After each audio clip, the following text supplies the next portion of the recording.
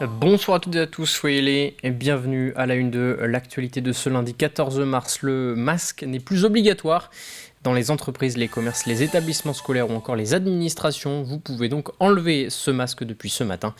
Alors comment les Vendéens ont-ils réagi? Réponse dans ce reportage de Grégoire de Châtillon. La fin du masque en intérieur, un ouf de soulagement dans ce salon de coiffure. C'est un vrai soulagement, en espérant que ça tienne le plus longtemps possible. Mais ouais, ça fait du bien de revoir les visages, les sourires. Le sourire reconnaissable de cette salariée d'une société de services informatiques, cela fait du bien. Le port du masque était obligatoire en entreprise depuis le 1er septembre 2020.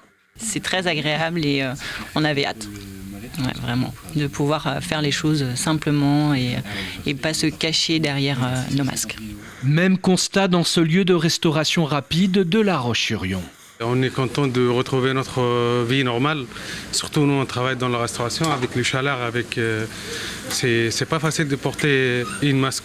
Un peu plus loin en revanche, dans cette boutique d'optique, il est plus difficile d'appréhender les expressions du visage de ces opticiennes. C'est notre enseigne en fait qui nous a conseillé de continuer à le porter.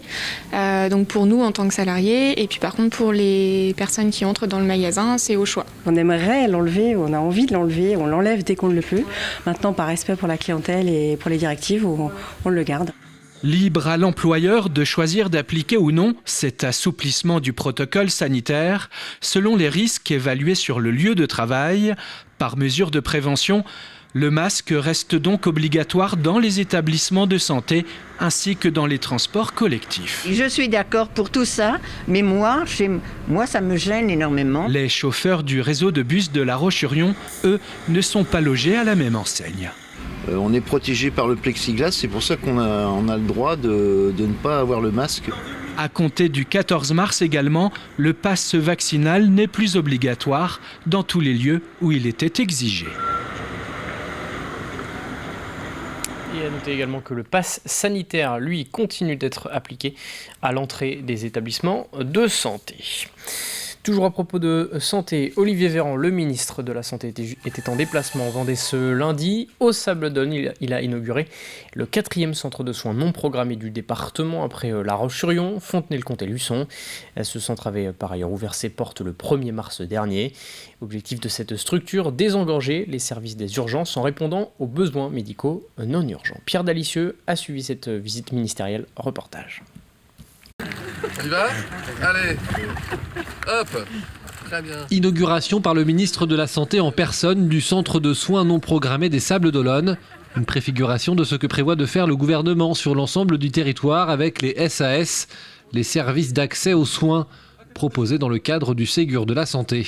La Vendée est un des territoires dans lequel nous avons fait le choix d'expérimenter demain le service d'accès aux soins. Et ce que nous visitons aujourd'hui, c'est une préfiguration de ce que sera ce service d'accès aux soins.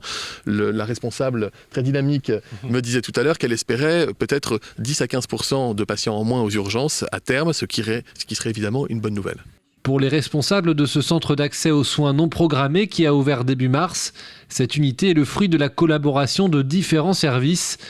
Et d'autres soins seront proposés ici prochainement. C'est une fierté en effet du travail accompli par la communauté, mais nous ne reposerons pas sur nos lauriers parce qu'il y a encore beaucoup de travail à faire, notamment sur les soins dentaires puisqu'on aimerait ouvrir aussi un centre de soins non programmés dentaires au sein du centre Françoise Barré-Sinoussi et en matière aussi de suivi des patients sans médecin traitant pour pouvoir assurer leur suivi chronique puisqu'ici nous ne sommes là que pour les soins urgents et pas pour les renouvellements d'ordonnances et choses comme ça. C'est un nouveau travail qu'on entame.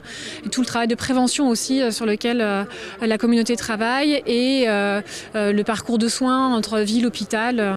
Pour l'hôpital des Sables-d'Olonne, situé à quelques mètres de ce centre de soins non programmé, trop tôt encore pour faire un bilan sur le désengorgement des urgences, mais beaucoup d'espoirs sont fondés sur cette nouvelle unité. On sait à peu près, nous sur le secteur des urgences, il y a à peu près 32 000 passages par an globalement. Sur les 32 000 passages par an, il y en a environ 10% qui sont ce qu'on appelle en CCMU1, c'est-à-dire c'est des patients qui ne relèvent pas d'une prise en charge aux urgences. Donc ça fait pratiquement 3200. Donc je ne sais pas si effectivement ce centre de soins non programmés permettra de réorienter tous ces patients-là, mais ça serait en tout cas, si ça en réoriente déjà une bonne partie, ça sera un grand plus pour l'établissement. Rendez-vous après la saison estivale pour faire les comptes. Ce centre de soins non programmés est le 4e sur le département à avoir ouvert ses portes. Également dans l'actualité, quelques jours après le 8 mars, journée internationale des droits des femmes, un colloque départemental vient d'avoir lieu. Il s'intitulait « Femmes, sexisme, violence, santé, parlons-en ». Il était organisé à La Roche-sur-Yon ce week-end. Bien sûr qu'en 20 ans, il y a eu des progrès, mais ces progrès se situent au niveau des lois, par exemple, au niveau de l'attention portée au sujet, la médiatisation. Mais dans la vraie vie des familles, des écoliers, il y a encore une énorme ignorance, il y a encore un énorme tabou sur tous ces sujets. Solidarité à présent, selon l'ONU, plus de 2 millions de réfugiés ont fui l'Ukraine depuis le début de l'invasion russe, il y a désormais plus de 2 semaines. Parmi eux, Irina et ses 2 enfants, ils sont arrivés il y a une semaine en Vendée et sont hébergés à Soulan dans une famille d'accueil en lien avec l'association Vendée-Ukraine. Rencontre signée Alix Lanos. Nous allons manger bientôt, êtes-vous prêts? Yes? Okay, good. Heureusement, le téléphone est là pour faciliter la communication. Cela fait déjà 8 jours qu'Irina et ses enfants, Maria et Markian, sont arrivés d'Ukraine, et plus précisément de Lviv, une ville située à l'ouest du pays. Cette professeure d'ukrainien à l'université n'a pas beaucoup hésité, malgré l'angoisse de tout quitter. On avait très peur. On a pleuré toute la nuit, et puis au matin, on a finalement décidé de faire nos sacs pour partir. Après 2 jours et 2 nuits de bus, ils sont arrivés épuisés mais soulagés à Soulan. Tout juste retraité, Hervé n'a pas hésité à se proposer comme famille d'accueil. Dès que j'ai eu connaissance de la situation et qu'il pourrait y avoir des réfugiés, je me suis toujours tout de suite porté volontaire pour éventuellement en accueillir. Et j'avoue que personnellement, ça a fait du bien. Dimanche soir, lorsqu'ils sont arrivés, lorsque je me suis couché, j'étais plus heureux que le matin. Parce que j'avais vraiment l'impression d'être utile à quelque chose. Alors ici, le quotidien se réorganise. Irina continue de donner des cours en visio, les enfants font du vélo, mais pour tous, l'inquiétude est grande. Le mari d'Irina est, comme tous les hommes, resté en Ukraine pour défendre le pays. Mon papa me manque. Je remercie beaucoup la France, mais j'ai hâte de retourner en Ukraine.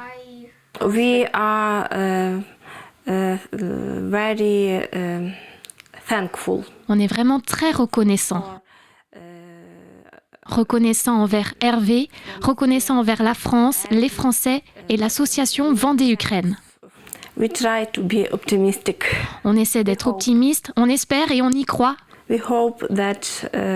On espère que nous retournerons bientôt en Ukraine. Chaque jour, toute la famille a les yeux rivés sur les informations. Jusqu'ici épargnés, les bombardements se sont ce week-end rapprochés de Lviv, rendant encore plus dur l'exil de la famille. Personne ne sait combien de temps la guerre va durer. Hervé et sa femme sont de toute façon prêts à garder Irina et ses enfants aussi longtemps que nécessaire. En économie, parlons de tourisme. Il y a quelques jours, Vendée Tourisme organisait au Haras de la Vendée la première édition du workshop à la rencontre des agences réceptives vendéennes.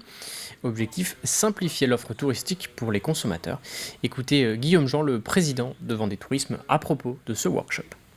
Il a pour objectif de mettre en relation à la fois les agences réceptives, les agences de voyage qui vont constituer des packages avec l'ensemble des sites touristiques, des producteurs, des hébergeurs. Et tout ça, c'est très utile parce que notre rôle à nous, c'est finalement de répondre aux besoins des clientèles. Et ces clientèles touristiques, elles évoluent.